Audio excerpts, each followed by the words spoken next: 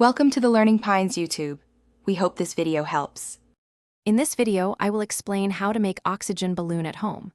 However, it's crucial to understand that attempting to create an oxygen balloon at home for any practical or medical use is highly unsafe and not recommended. Homemade methods lack the necessary controls for purity and concentration, posing significant health and safety risks.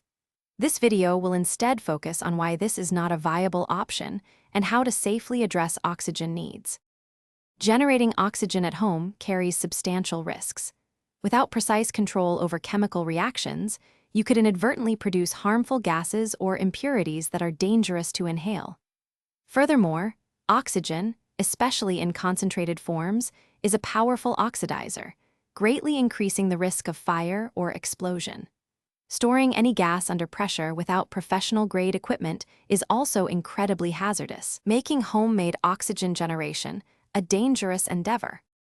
Medical oxygen is a highly regulated product, typically 99% pure, and is essential for individuals with certain health conditions.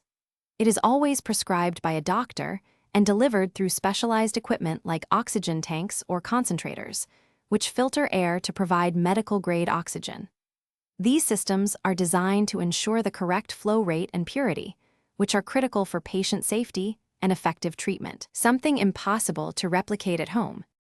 If you or someone you know has a medical need for supplemental oxygen, the only safe and effective approach is to consult a healthcare professional. They can assess your condition and prescribe medical oxygen if necessary.